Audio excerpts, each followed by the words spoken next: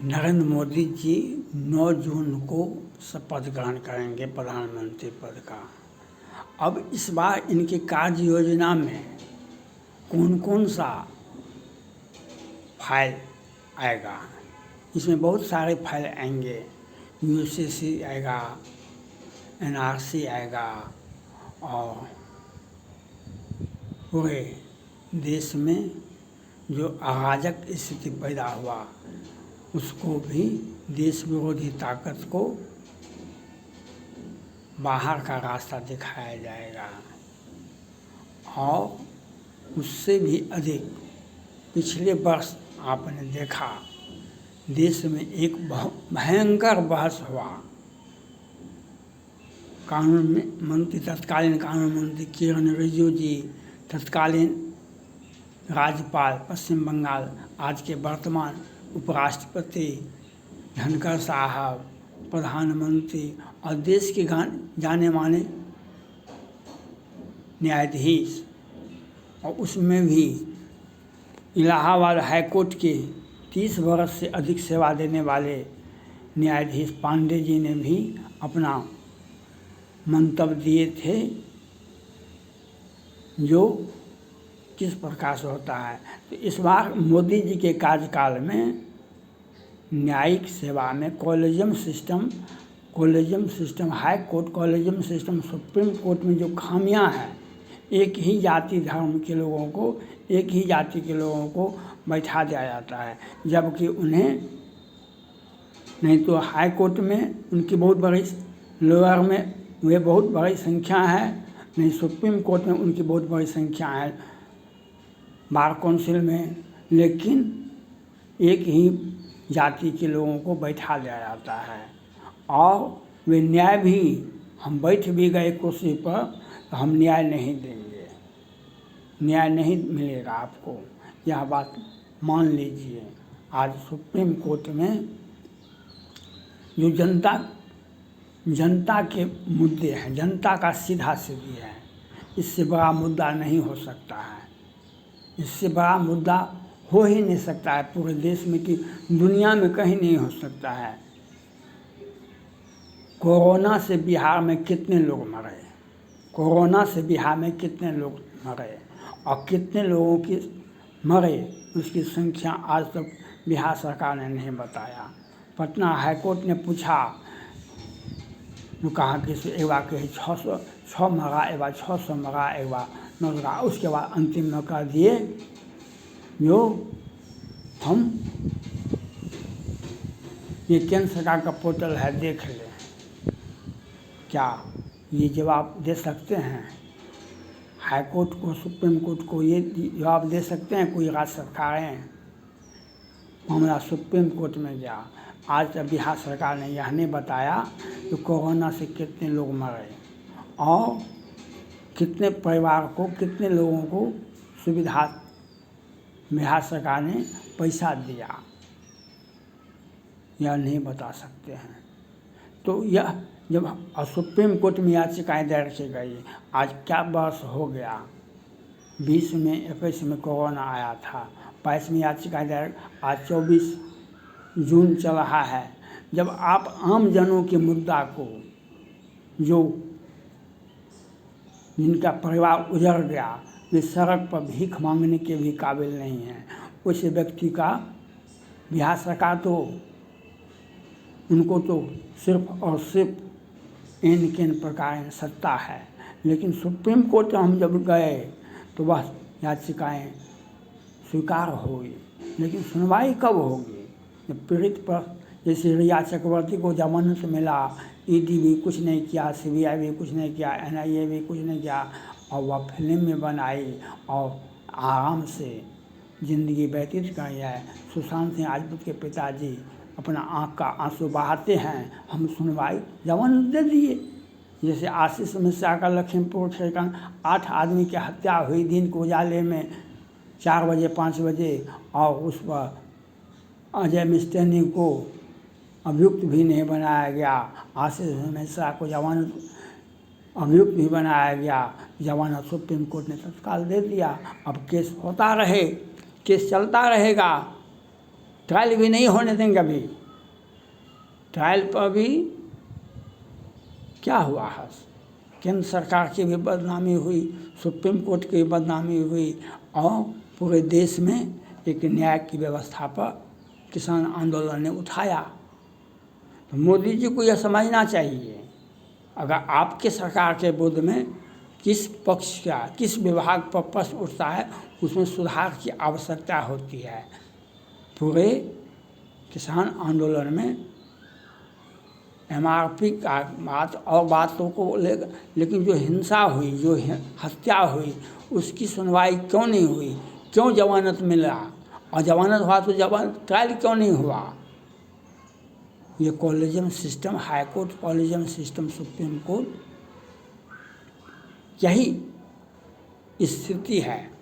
इसीलिए collegium system से, इसलिए मोदी जी को चाहिए इस बार के कार्य योजना में, और सुप्रीम कोर्ट ने तो यहाँ तक कह दिया था, संसद पास भी करेगी तो हम उसको नहीं मानेंगे।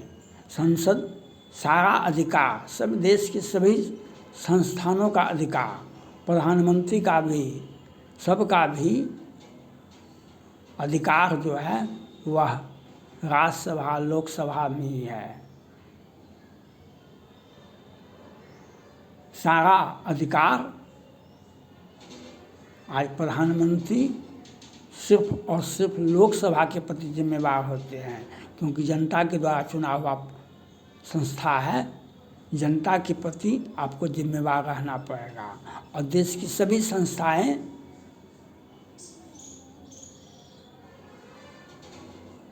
जिम्मेवार होती है। या कॉलेजियम सिस्टम पर इस बार विचार विमर्श होगा। जिस प्रकार से धनखड़ साहब, जिस प्रकार से तत्कालीन कानून मंत्री किरण रिजिजू जी और देश के जाने माने कानून विदों ने आवाज़ उठाया था, जो किस प्रकार से कानून में कॉलेजियम सिस्टम में सुधार होना चाहिए था। आज collegium system, high court collegium system, supreme court में जो हो रहा है, सिर्फ और सिर्फ एक जाति विशेष के लोगों को वहाँ पर, और वह भी कई एक पीढ़ी तक न्यायाधीश बनते रहे, कई एक पीढ़ी तक न्यायाधीश बनते रहे, और बस कोई न्याय देना अनिवार्यता नहीं है। आज जिस प्रकार से ममता बनर्जी, जिस प्रकार से बिहार सरकार के विरोध में कितनी याचिकाएं सुप्रीम कोर्ट में दायर की गई है, क्यों नहीं सुनवाई हुई। जातिगत जनगणना की तुरंत सुनवाई हो गई, क्यों? आज ममता बनर्जी पर सुनवाई क्यों नहीं हुई? मणिपुर के लिए तो आप सुन लिए, मणिपुर में तो तुरंत संज्ञान लिए, ठीक है, लेकिन ममता बनर्जी ने जो विदेशी ताकत को, विदेशी लोगों को बुला करके वहाँ पर, और हमारे आदिवासी हिंदू लड़कियों के साथ जो जाति क्या, उस पर संज्ञान क्यों नहीं लिया गया? क्यों नहीं ममता बनर्जी की सरकार पर को बर्खास्त किया गया? क्यों नहीं वारंटी से हुआ? तो यह चिंता का विषय है, ये सोचने की विषय है। जो supreme court collegium system, high court collegium system देश के विकास में बाधक है। यह बात जब प्रधानमंत्री नरेंद्र मोदी जी ने उस वक्त कहे थे, रिटायर होने दीजिए, ये बेनामी संपत्ति, देश में कोई भी सरकारी पद पर जब चयन होता है,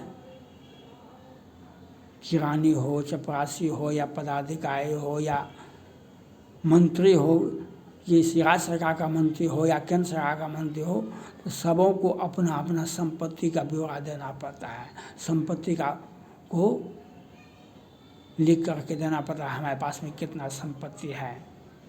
लेकिन आज अधिवक्ता से वकील, अधिवक्ता से सीधे न्यायाधीश बने, और अधिवक्ता के समय में इनके पास में कितना संपत्ति था।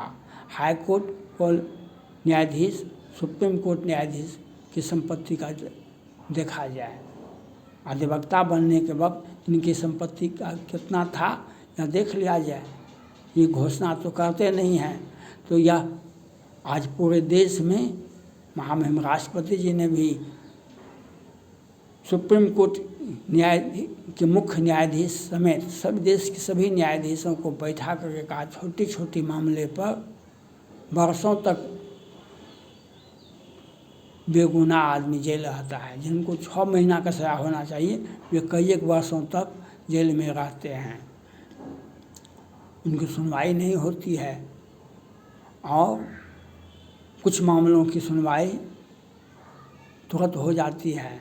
तो यह कॉलेजियम सिस्टम में खामियां हैं।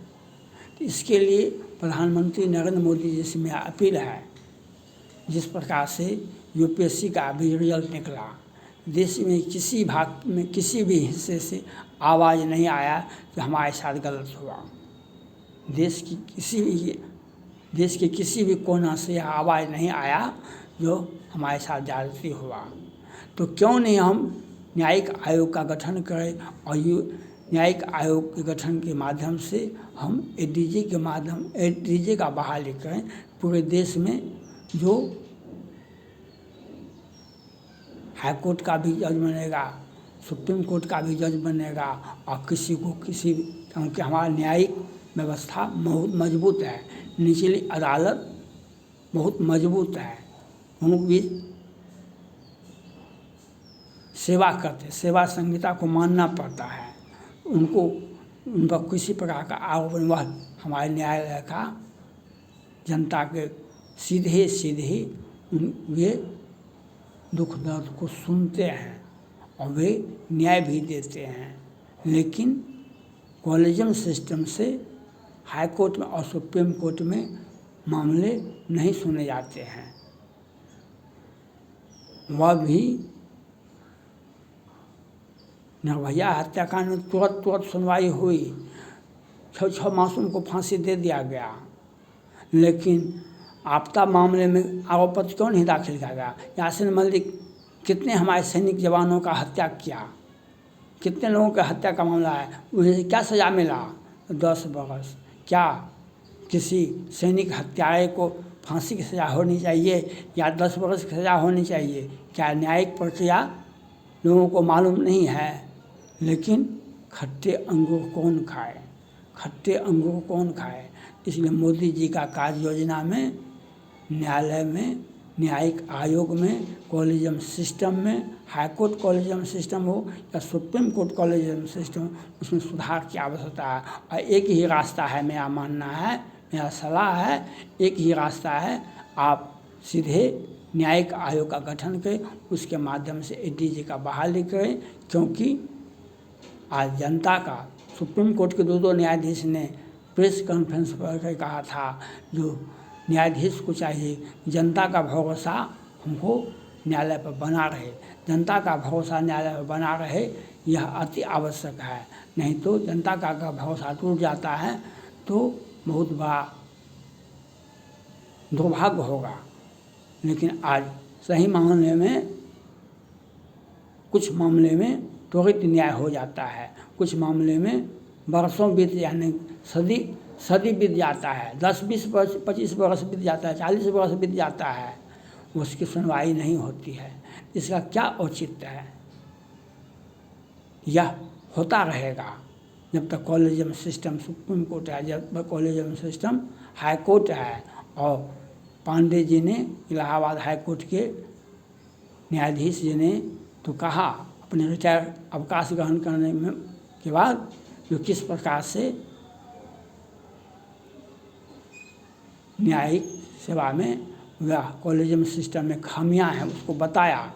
और प्रधानमंत्री नरेंद्र मोदी जी, राष्ट्रपति, महामहिम राष्ट्रपति जी, तत्कालीन कानून मंत्री और देश के सभी लोग इससे चिंतित हैं। हमारे न्यायालय में, कॉलेज हाई कोर्ट में और सुप्रीम कोर्ट में कैसे सुधार होगा, इसके लिए इस बार की कार्य योजना में मोदी जी को पहले टॉप प्रायोरिटी पर न्यायिक कॉलेजियम सिस्टम और collegium system, high court collegium system, supreme court में सुधार की आवश्यकता है। इस बार की कार्य योजना में वह प्रथम प्रायोरिटी पर होगा। क्योंकि आज न्यायालय पर से कोरोना काल में कितने लोग मरे, इसकी संख्या आज तक बिहार सरकार ने नहीं बताया।